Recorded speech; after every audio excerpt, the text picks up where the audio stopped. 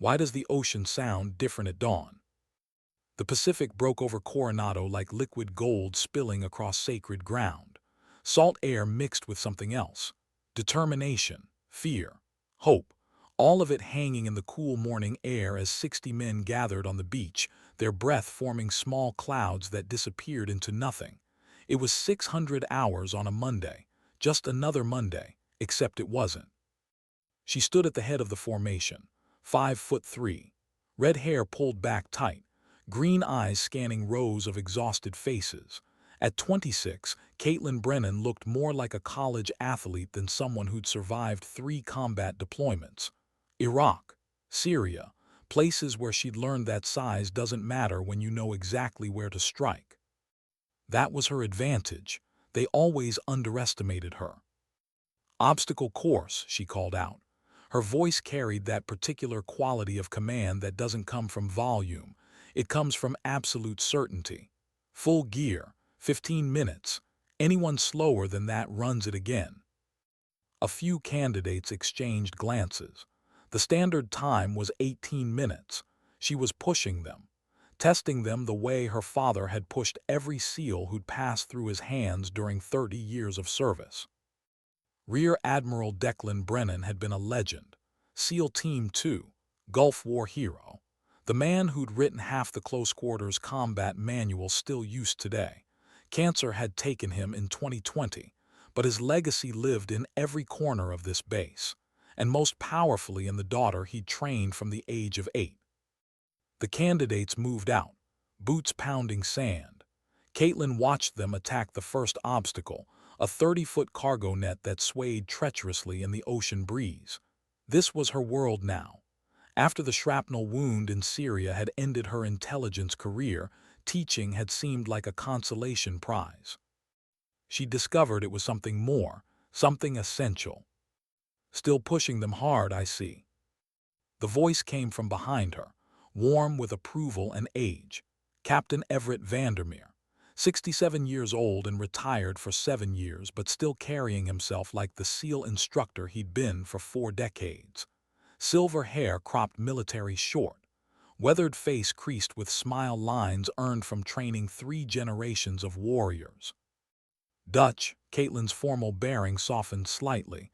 Didn't expect you this early. Couldn't sleep. Vandermeer moved to stand beside her, his eyes tracking the candidates with the automatic assessment of a lifelong teacher. Kept thinking about your dad. 5 years ago yesterday, he pinned on his Admiral stars. Seems like last week. They stood in silence for a moment, watching a candidate struggle with the rope climb. The young man's arms trembled, his grip failing. He fell, hit the sand, immediately jumped up to try again. That one's got heart, Vandermeer observed. Heart's not enough. He's using his arms instead of his legs. Caitlin's voice carried something distant, something learned in blood. Brennan method says lock your feet, drive with your hips, let the big muscles do the work. Vandermeer smiled slightly. I remember when Declan first showed me that technique. 1982, I think. Turned conventional rope climbing on its head. Cut training injuries by 40%.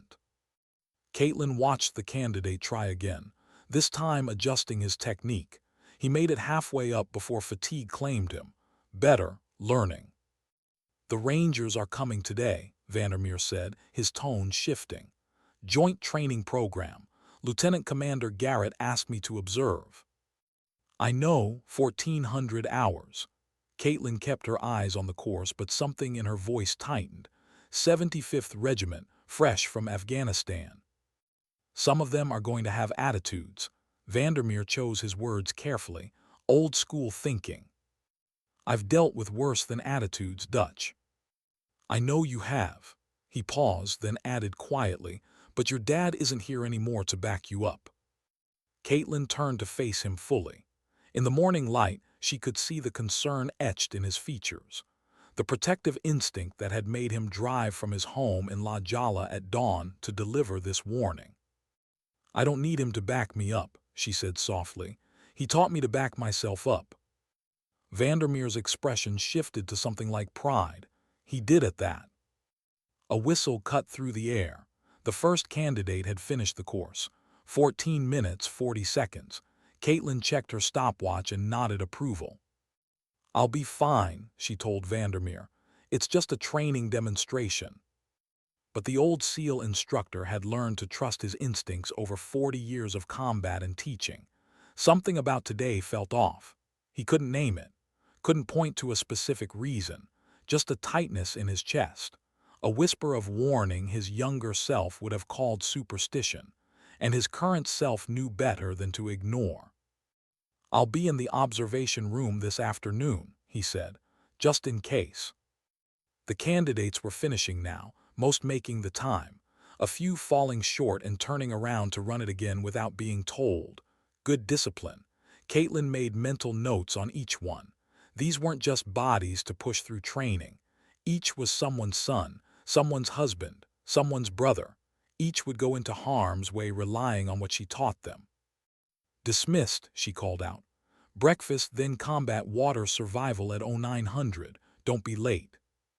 The candidates dispersed, some limping, all exhausted, but wearing the particular expression of men who'd been tested and passed. "Kat," Vandermeer's hand touched her shoulder lightly. "Your dad would be proud of who you've become.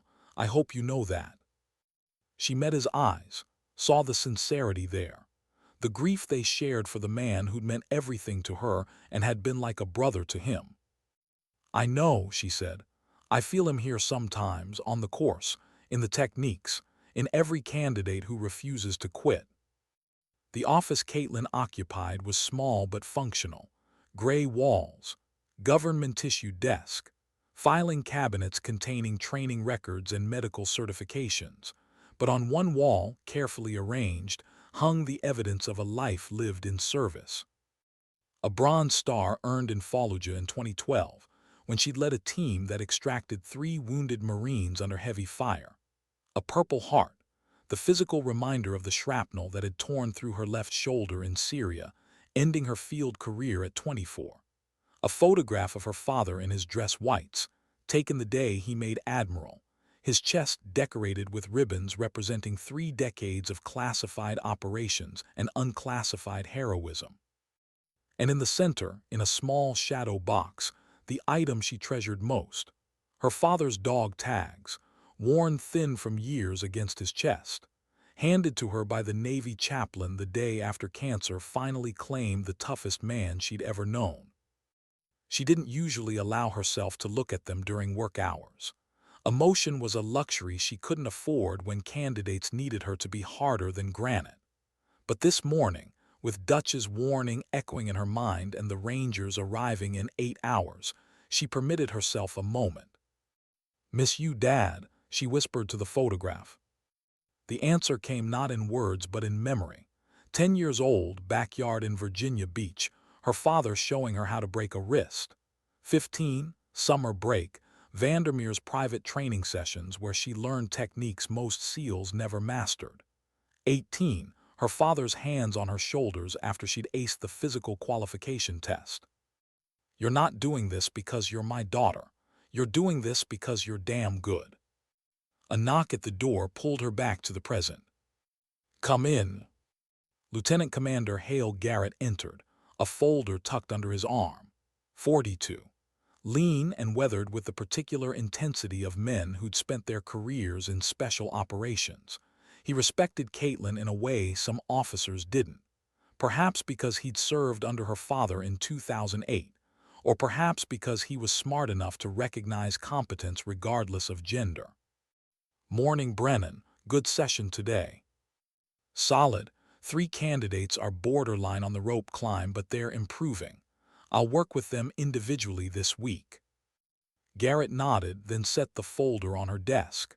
"About this afternoon, the joint training with the Rangers." "What about it?" "I want you to lead the hand-to-hand demonstration. Full Brennan method. Show them what we're teaching our candidates." Caitlin studied his face. There was something he wasn't saying. "You expecting trouble?" "I'm expecting attitudes." Garrett's expression hardened slightly. "Some of these guys are traditional. They hear SEAL training is being run by a female instructor, they get ideas. Let them have ideas, I'll change their minds. That's what I'm counting on. Garrett paused. Your father taught me something once, said the best way to shut down doubt is to make it impossible. Don't argue, don't defend. Just execute so perfectly they have no choice but to respect it. I remember that lesson. Good, because I need you to deliver it today. These Rangers are rotating stateside for instructor positions. What they see here, they'll take with them. I want them to see excellence. After Garrett left, Caitlin sat at her desk for a long moment. The folder contained profiles of the visiting Rangers. She flipped through them. Names, ranks, service records. One profile made her pause. Staff Sergeant Marcus Hutchins, multiple deployments, decorated, recommended for promotion, but something in his record felt off. A pattern of complaints filed by female soldiers, all dismissed, all classified as personality conflicts. She'd seen this before. Men who wore their service like armor, who confused rank with righteousness, who thought consequences were for other people. What do you do when respect isn't given, only earned through blood? The afternoon sun blazed over the training facility as the Rangers arrived. 12 of them, all male, all carrying themselves with that particular swagger that comes from surviving combat. Caitlin watched from the observation window as they filed into the demonstration area, sizing up the space, sizing up the SEAL candidates already assembled. Staff Sergeant Hutchins stood out immediately, 6'2", heavily muscled, moving with aggressive confidence that bordered on arrogance. He said something to the man beside him. They both laughed. Their eyes swept the room, looking for whoever was supposed to run this show. Garrett stepped forward. Gentlemen, welcome to Naval Special Warfare Center. Today you'll be observing our advanced hand-to-hand combat program. The Brennan method, developed over 30 years by Rear Admiral Declan Brennan and refined by our current lead instructor. Hutchins's expression shifted slightly. Recognition. He'd heard of Declan Brennan. Everyone had. Your instructor today, Garrett continued, is Petty Officer Caitlin Brennan.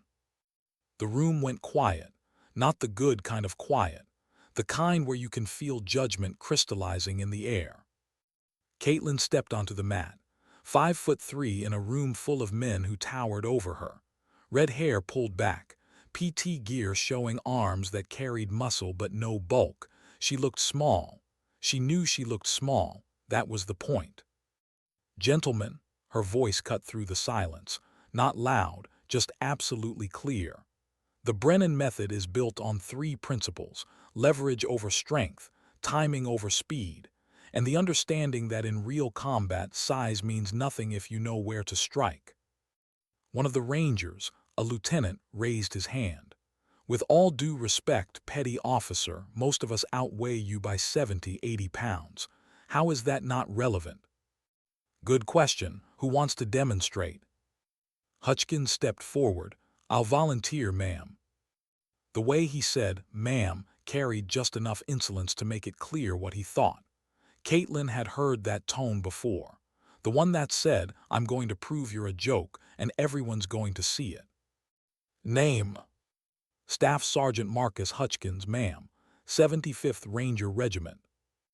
Thank you for volunteering, Sergeant. We'll start simple. I want you to grab my wrist, your strongest grip. Hutchins smiled. It wasn't friendly. He stepped forward and wrapped his hand around her wrist. His grip was crushing, meant to intimidate, meant to hurt. Harder, Caitlin said calmly. He squeezed. His knuckles went white. Good, now try to hold on. What happened next took less than 2 seconds. Caitlin rotated her wrist against his thumb, the weakest point of his grip, simultaneously drove her free hand against his elbow while pivoting her body. Hutchins found himself off balance, his arm hyperextended, his weight tipping forward. She guided him down to the mat, controlled, precise, no wasted movement. The room was silent. Leverage over strength, Caitlin said, releasing him. Your grip was powerful, but power applied in the wrong direction is just wasted energy. In the Brennan method, we use the opponent's force against them. It doesn't matter if you're 5'3" or 6'3". Physics doesn't care about your feelings. Hutchkins stood up. His face had gone red, not from exertion, from humiliation. "Again," he said. "Sergeant." I said again.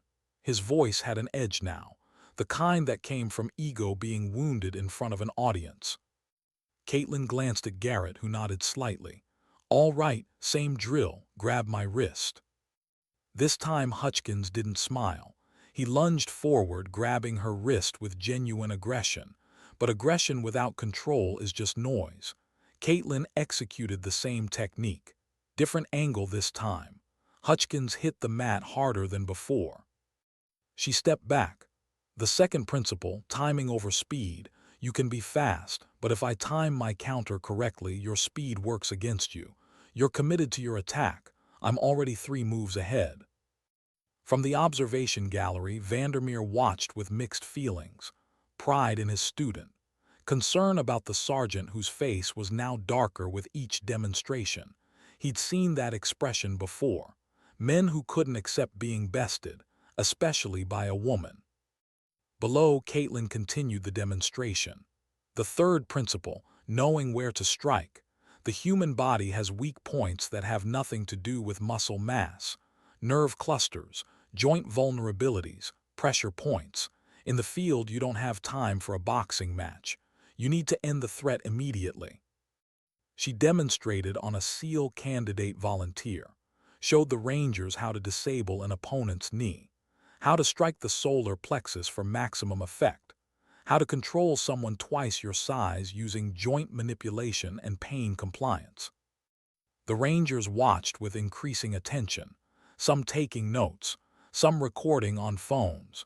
This wasn't the joke they'd expected. This was legitimate combat technique delivered with precision and expertise. All except Hutchkins. He stood apart from the group, arms crossed, jaw tight, watching Caitlin with something that went beyond professional skepticism. After the demonstration, Garrett called for a break. The Rangers dispersed to get water, talk among themselves. Caitlin was gathering her notes when Hutchkins approached. "That was cute," he said quietly, loud enough for her to hear, soft enough that others wouldn't. Caitlin looked up. "Excuse me."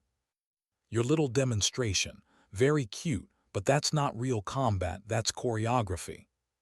"Sergeant, I've used these techniques in actual combat situations. Iraq, Syria, they work." "Against who?" "Insurgents who weighed 130 pounds. He stepped closer.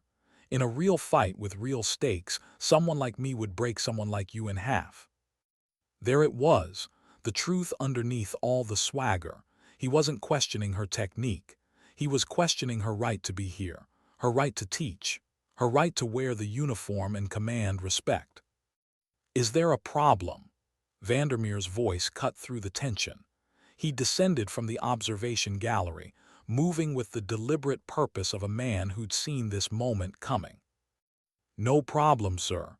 Hutchkins's tone shifted instantly, professional, respectful, just discussing the finer points of the demonstration. The finer points looked pretty clear to me. Vandermeer positioned himself slightly between Hutchkins and Caitlin. "She put you on the mat, twice, using textbook technique." "With respect, Captain, a training demonstration isn't the same as—" "I know what it is, Sergeant. I've been running them for 40 years. Vandermeer's voice carried steel beneath the calm. "And I've watched Petty Officer Brennan execute those same techniques under live fire. So unless you've got something constructive to add, I suggest you rejoin your unit." Hutchkins held Vandermeer's gaze for a moment, then nodded curtly and walked away. "You okay?" Vandermeer asked Caitlin quietly. "I'm fine." "He's going to be a problem." "He's not the first." "No." Vandermeer watched Hutchkins rejoin the other Rangers. "But there's something about him that bothers me. Keep your distance." Caitlin wanted to argue, wanted to say she could handle herself. But she'd learned over the years that Dutch's instincts were rarely wrong. I will, she promised.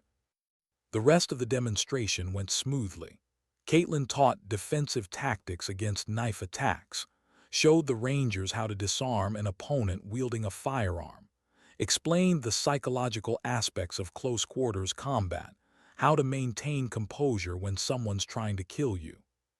By the end, even the skeptical Rangers seemed impressed. They asked questions, requested clarification on specific techniques. One lieutenant approached her directly.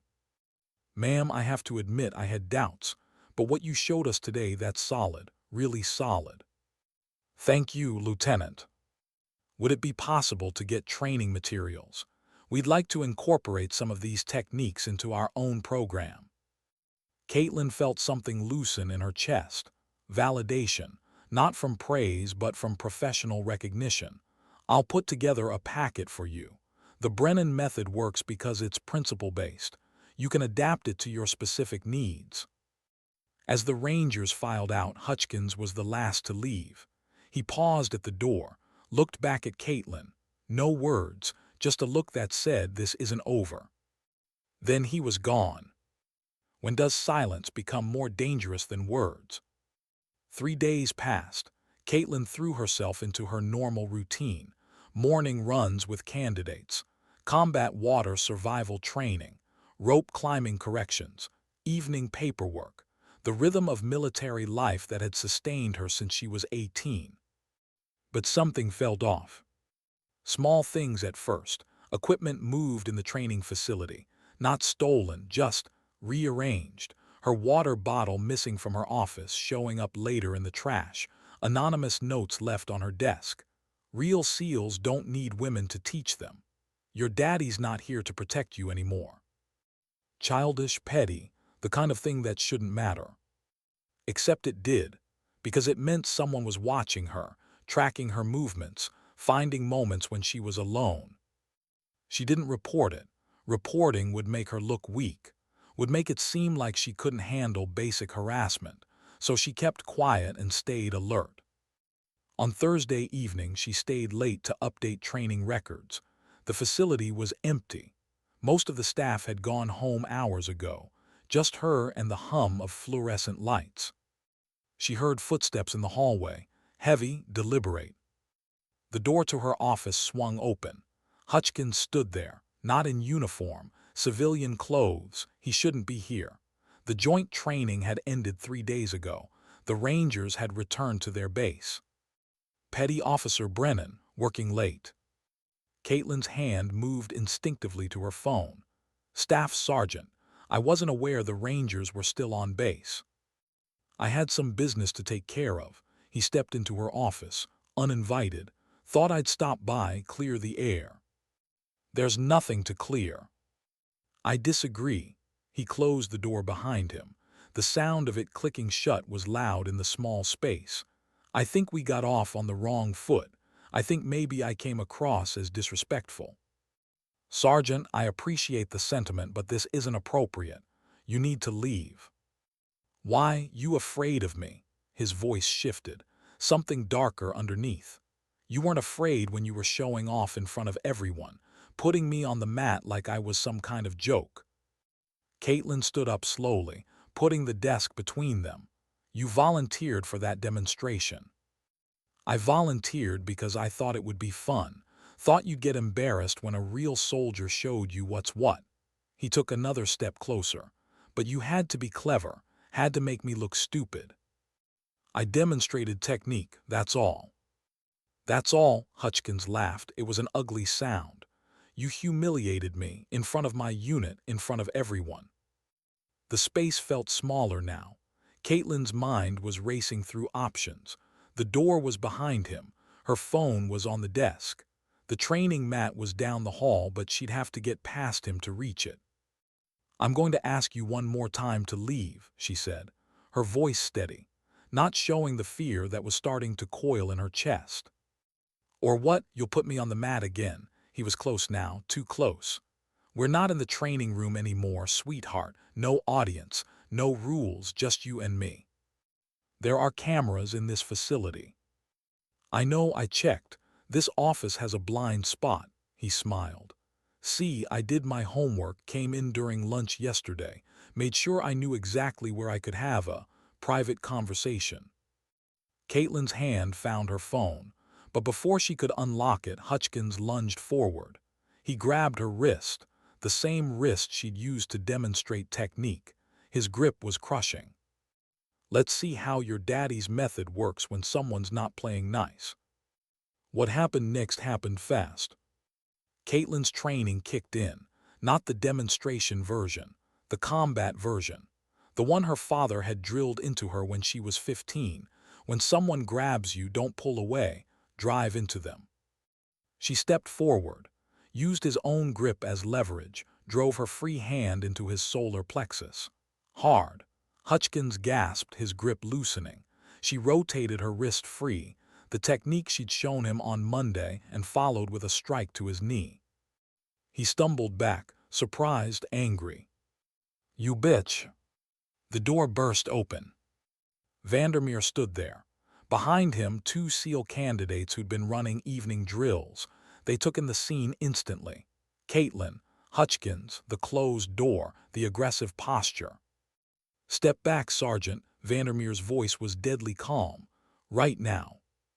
Hutchins straightened, his expression shifting from rage to calculated innocence. "Captain, this isn't what it looks like." "Really? Because it looks like you just assaulted an instructor in her office." "We were just talking, having a disagreement. She attacked me." One of the SEAL candidates, a kid named Morrison, stepped forward. "Sir, I saw him grab her wrist through the window. We came running when we heard her tell him to leave." Vandermeer pulled out his phone. "Security, this is Captain Vandermeer. I need armed escorts to the training facility immediately. We have a situation." Hutchins's face went pale. "You're making a mistake, this is." "You're going to stand exactly where you are," Vandermeer interrupted. "You're going to keep your mouth shut. And when security gets here, you're going to answer their questions truthfully. Because right now, you're looking at assault charges. Possibly attempted assault of a federal employee. And if you say one more word, I'm going to add threatening an instructor to that list." Security arrived within minutes. Hutchins was escorted out, handcuffed, reading his rights. The transformation from swagger to fear was almost pitiful. Almost. After they left, Caitlin sat in her office chair. Her hands were shaking, not from the physical confrontation, from the realization of how close it had come. What might have happened if Dutch hadn't arrived? "How did you know?" she asked quietly. Vandermeer sat down across from her. "I didn't. I was in the area, saw his truck in the parking lot. Knew he had no reason to be on base. Figured I'd check it out." He paused. "The candidates heard you telling him to leave. They came to get me." "Morrison and Chen." "Yeah, good kids. They knew something was wrong." Caitlin looked at her hands, still trembling slightly. "He planned it, the blind spot, the timing. He knew exactly what he was doing." "I know, and NCIS is going to know too. This isn't his first incident, Kat. I did some checking after Monday. He's got a history, complaints filed by female soldiers, all dismissed because of his record, his decorations." "How is that possible?" "Because he's good at his job, and the Army protects its own, until they can't anymore." Vandermeer's expression was grim. "But this time there are witnesses, evidence, and it happened on a Navy base, which means Navy jurisdiction." Caitlin nodded slowly. "What happens now?" "Now you go home, get some rest. Tomorrow, NCIS will want your statement. We'll start the investigation formally." "He's going to claim I'm lying, that I attacked him." "Let him claim whatever he wants. We've got witnesses. We've got your injuries." Vandermeer gestured to her wrist, which was already starting to bruise where Hutchins had grabbed her. "And we've got his pattern of behavior." "What breaks first, the body or the belief that justice will come?" The NCIS investigation moved quickly. Within 24 hours, Special Agent Sarah Sullivan had taken over the case. 38, former Marine, sharp eyes that missed nothing. She interviewed Caitlin in a conference room designed for exactly this purpose. Neutral, recorded, professional. "Walk me through what happened," Sullivan said, "from the beginning." Caitlin did. The demonstration on Monday, the harassment over the next 3 days, Thursday evening, Hutchins appearing in her office, what he said, what he did.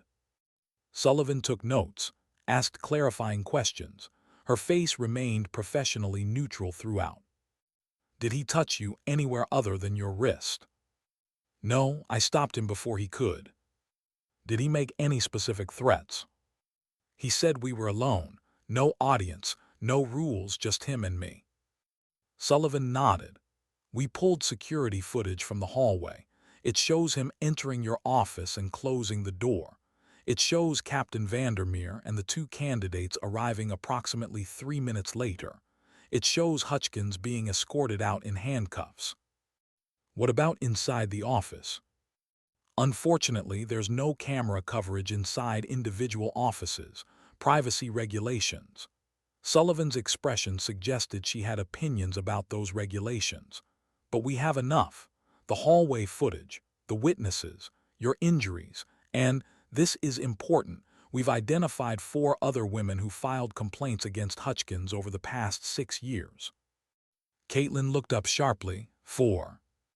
2 during his deployment in Afghanistan, 1 at Fort Benning, 1 at Fort Lewis. All followed the same pattern. He'd single them out, isolate them, become aggressive when they rejected his advances or challenged his authority. And nothing happened. The complaints were filed, investigations were opened, and in each case the investigation was closed due to lack of evidence or conflicting statements. Sullivan's voice carried controlled anger. "Hutchins is decorated, well-connected. His commanding officers protected him. So he kept doing it. Until now. This time he made a mistake. He did it on a Navy base with Navy witnesses and Navy evidence. The Army can't bury this one." Caitlin felt something dark settle in her chest. "He's done this before, multiple times, and nobody stopped him." "Nobody could stop him, there's a difference." Sullivan leaned forward. "But you stopped him, petty officer. You defended yourself. You had witnesses, and now we're going to make sure he answers for all of it." The investigation expanded. NCIS contacted the 4 women who'd previously filed complaints. 3 agreed to give new statements. The 4th had left the military entirely, too traumatized to revisit what had happened to her. Hutchins hired a lawyer, started claiming self-defense, started saying Caitlin had attacked him unprovoked because she was embarrassed about the demonstration on Monday, started painting himself as the victim of a politically correct witch hunt. His lawyer was good, made statements to the press, generated sympathy among certain circles, war hero, decorated sergeant, being persecuted by a system more concerned with optics than truth. It made Caitlin sick. But Sullivan and her team kept working, building the case, documenting every complaint, every witness statement, every piece of evidence that showed a pattern of predatory behavior spanning 6 years. "This is going to trial," Sullivan told Caitlin 2 weeks into the investigation. "Hutchins is refusing to plead. His lawyer thinks they can win on reasonable doubt." "Can they?" "Not if I have anything to say about it. We've got him dead to rights on assault. The witnesses are solid. The evidence is solid. And once the jury hears about his history, they'll see exactly who he is." But something else had emerged during the investigation, something unexpected. Hutchins wasn't just a predator. He was connected to something bigger. NCIS had flagged unusual financial activity in his accounts, large deposits from unknown sources, encrypted communications with individuals flagged on terrorist watch lists, evidence suggesting he was involved in weapons trafficking, selling military equipment to militia groups operating in the United States. "This goes beyond assault," Sullivan explained. "We think Hutchins was using his position to steal weapons from Army armories, night vision goggles, body armor, ammunition, then selling it to domestic extremist groups. Caitlin felt like the ground was shifting beneath her. How does this connect to what he did to me? It doesn't, not directly, but it means we can leverage federal charges, weapons trafficking, conspiracy. If we can get him on those charges, he's looking at decades in federal prison instead of a few years for assault. What do you need from me? Sullivan hesitated, then made a decision. I need you to stay quiet about the trafficking investigation. Publicly, this is still just about the assault, but privately, we're building a case that's going to take down his entire network. Over the next 3 weeks, Caitlin went back to her normal routine, training candidates, running drills, pretending everything was fine while the investigation churned beneath the surface. Hutchins was released on bail, confined to base, stripped of his duties pending trial, but he was still free, still out there, still able to make phone calls and contact his associates. NCIS used that. They monitored his communications, tracked his contacts, identified 12 individuals involved in the weapons trafficking network, including a high-ranking Army supply sergeant who'd been facilitating the thefts. Then came the call that changed everything. Sullivan's voice was tight when she phoned Caitlin. "We've got a problem. One of Hutchins's associates just purchased materials consistent with making an IED. We think they're planning something." "Planning what?"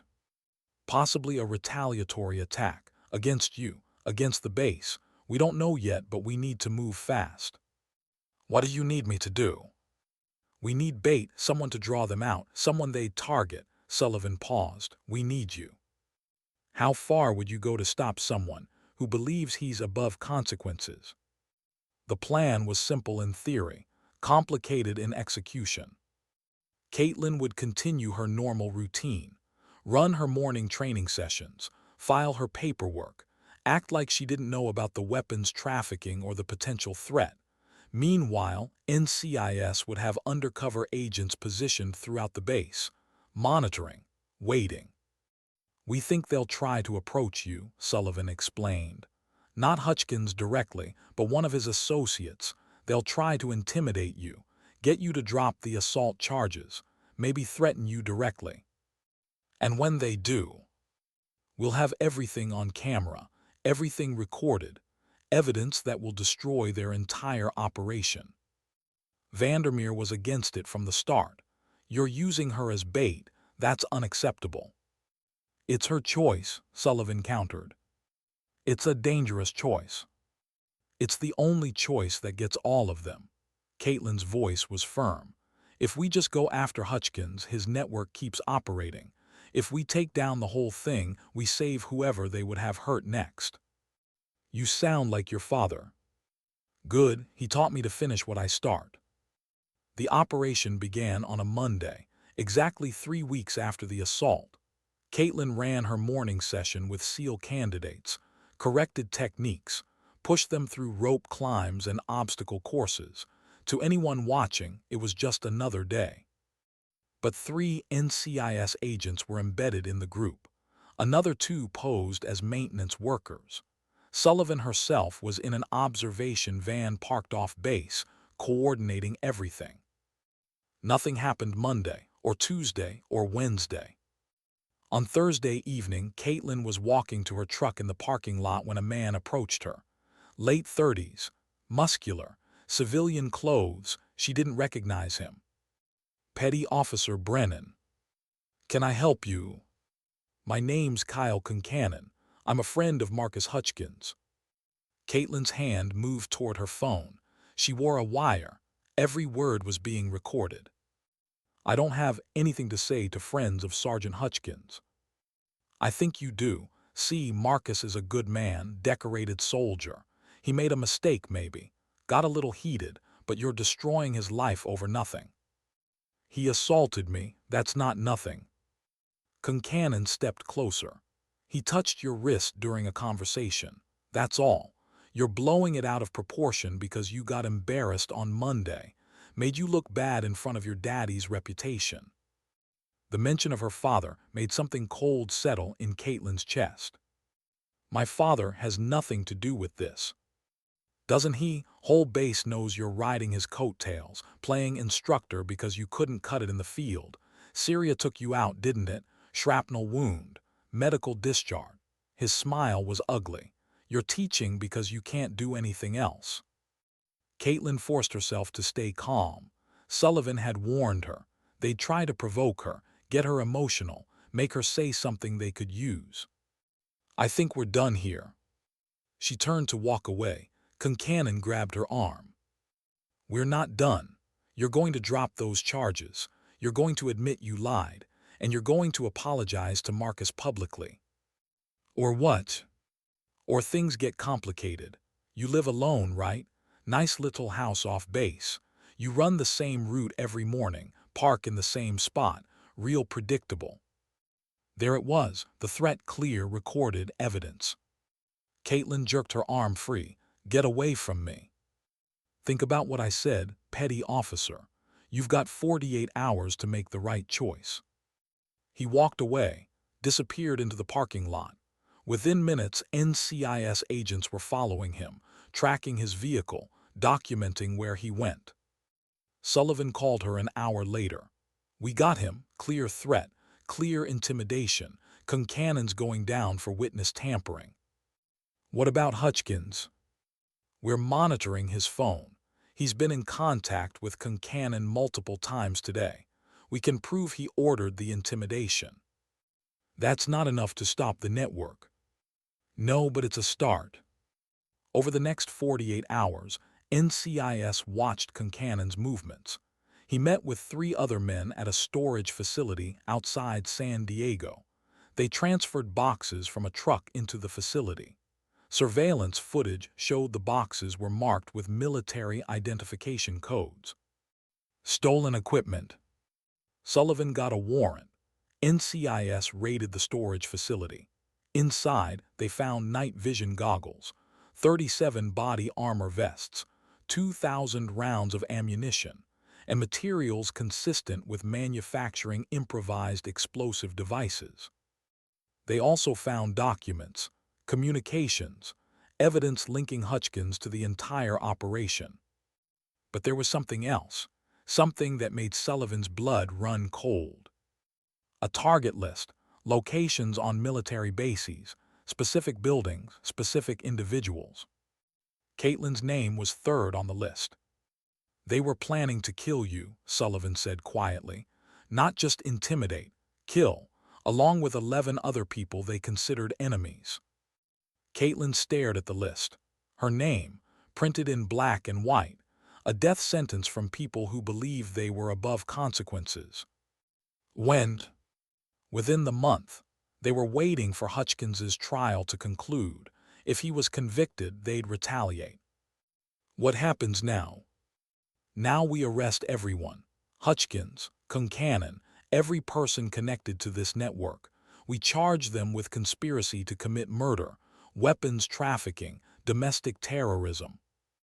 The arrests happened at dawn, coordinated raids across 3 states. Hutchins was taken from his holding facility, Concannon from his apartment, 11 others from various locations. The evidence was overwhelming: the target list, the stolen weapons, the recorded threats, the financial transactions showing payment for services rendered. Federal prosecutors charged all of them under domestic terrorism statutes. No bail, no deals. Hutchins's lawyer tried to argue entrapment, tried to claim his client was being persecuted for political reasons, but the evidence spoke for itself. The trial lasted 6 weeks. Caitlin testified about the assault, about the intimidation, about finding her name on a kill list created by men who thought the rules didn't apply to them. The 4 women who'd previously filed complaints testified about their experiences, each one describing the same pattern: the isolation, the aggression, the retaliation when they reported it. NCIS presented the weapons trafficking evidence, the financial records, the communications proving Hutchins had orchestrated everything from his holding facility. The jury deliberated for 8 hours. Guilty on all counts. Hutchins received 18 years in federal prison. Concannon got 12. The others received sentences ranging from 5 to 15 years. But for Caitlin, the victory felt hollow. What remains when justice is served, but the scars still ache? 3 weeks after the verdict, Caitlin stood in the training facility. Early morning, the Pacific breaking over Coronado in shades of gold and crimson. She'd been offered a commendation for her role in the investigation, the Navy and Marine Corps Medal for heroic achievement. She'd accepted it quietly. No ceremony, no fanfare, just Garrett handing her the small box in his office. "Your father would be proud," he'd said. Maybe, but her father wasn't here to say it himself. The candidates were gathering on the beach now, a new class, fresh faces, eager and terrified in equal measure. Caitlin watched them form up, remembering when she'd been exactly where they were, young, convinced she could change the world through sheer determination. She'd learned since then. The world didn't change through determination alone.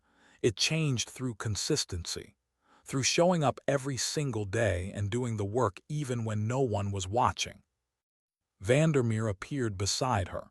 He'd become a permanent fixture at the facility, officially retired, unofficially still teaching, still watching over the candidates like they were his own children. "Big class today," he observed. 60 candidates, 3 of them are women. "Your father never trained women. Times change." "Times change," Caitlin agreed. "But principles don't. Leverage over strength, timing over speed, knowing where to strike." One of the female candidates was struggling with her pack, adjusting the straps, trying to distribute the weight properly. A male candidate offered to help. She waved him off politely, determined to figure it out herself. Caitlin saw herself in that moment, 15 years old, refusing help from anyone, convinced that accepting assistance was the same as admitting weakness. Her father had taught her differently, taught her that strength wasn't about doing everything alone. It was about knowing when to ask for support and when to stand on your own. She walked over to the female candidate. "Problem?" "No, ma'am, just adjusting the fit." "May I?" The candidate nodded. Caitlin adjusted the shoulder straps, redistributed the weight, showed her how to tighten the hip belt properly. "Better?" "Much better, ma'am, thank you." "What's your name?" "Petty Officer Sarah Reeves, ma'am." "Where are you from, Reeves?" "Montana, ma'am. Small town. I'm the first woman from my high school to join the Navy." Caitlin smiled slightly. "First woman in my family to serve in combat. My father told me something when I started training. Want to hear it?" "Yes, ma'am." He said, "The people who doubt you aren't your problem. Your problem is doubting yourself.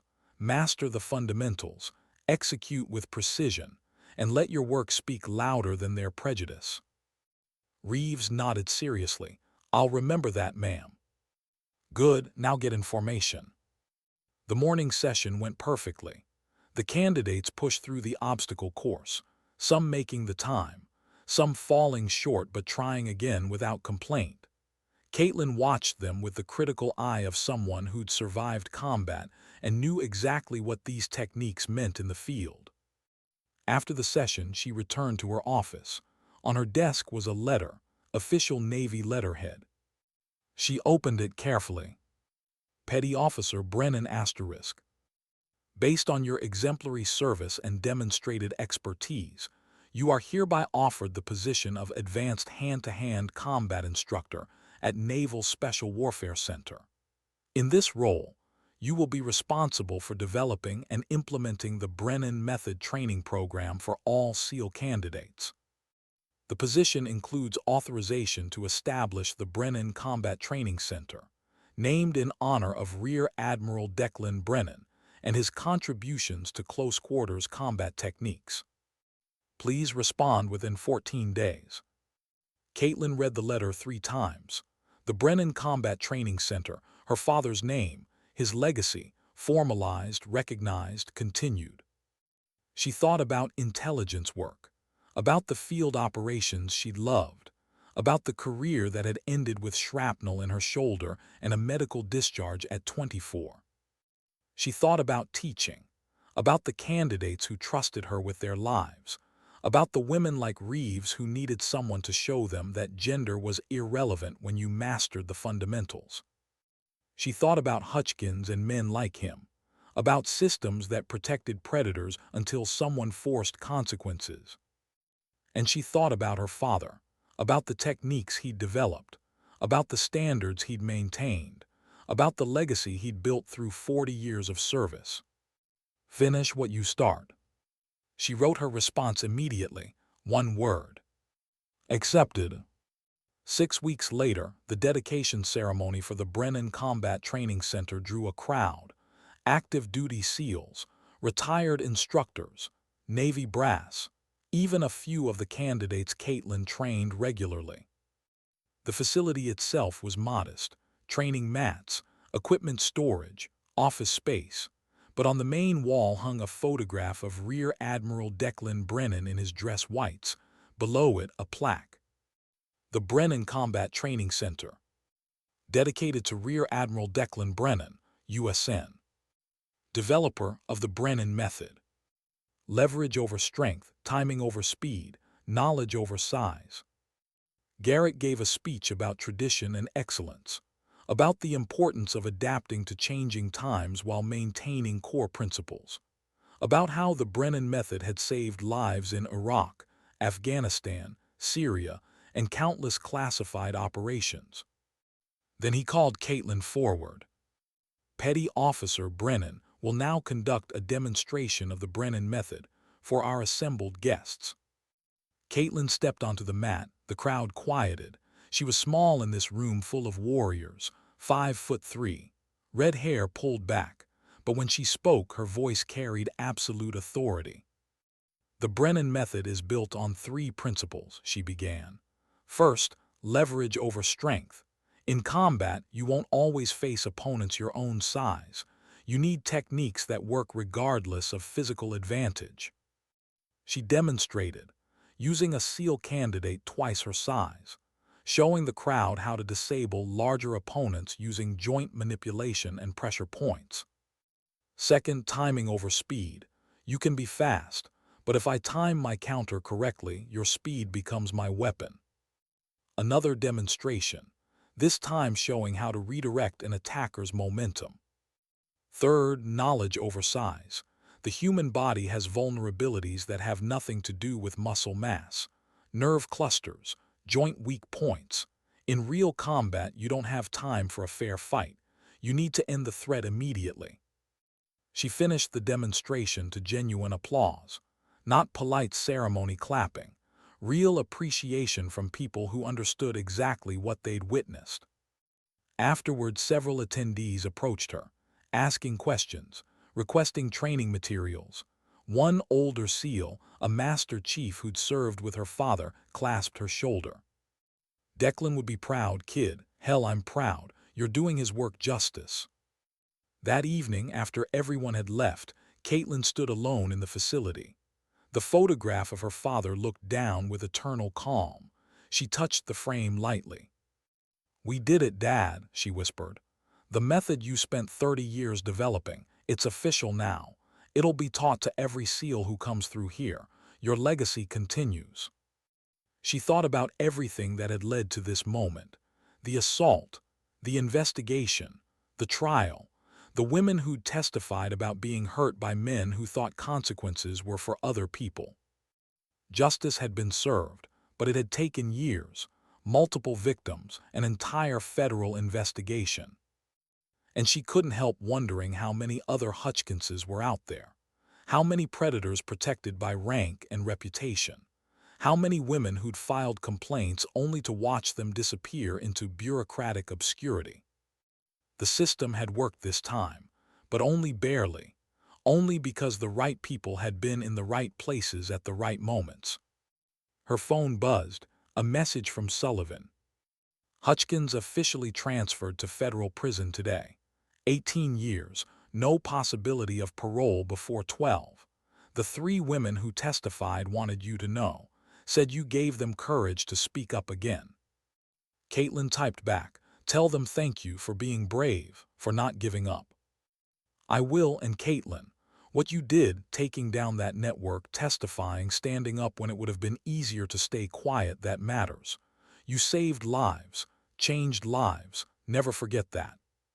She locked her phone, looked at her father's photograph one more time. Sometimes dignity doesn't speak, she said quietly to the empty room. It simply acts. Outside, the Pacific sunset painted Coronado in shades of gold and crimson. Waves crashed against the beach where tomorrow's candidates would gather, where they'd push themselves beyond what they thought possible, where they'd learn techniques developed by a man who believed excellence had nothing to do with size or gender, and where they'd be taught by a woman who'd proven that courage wasn't the absence of fear. It was acting despite it, standing up despite the cost, finishing what you start, no matter how hard it gets. Caitlin Brennan walked out of the facility, locked the door behind her, drove home through the San Diego evening with the windows down and the ocean breeze carrying the smell of salt and possibility. Tomorrow she'd be back on the beach at 600, training candidates, correcting techniques, building warriors who would carry the Brennan method into future battles. But tonight, she allowed herself a moment of quiet satisfaction. The work continued, the mission endured, and her father's legacy lived not just in photographs and plaques, but in every person who learned that true strength came not from overpowering others, but from mastering yourself. Sometimes dignity doesn't speak, it simply acts. And in acting, it changes everything.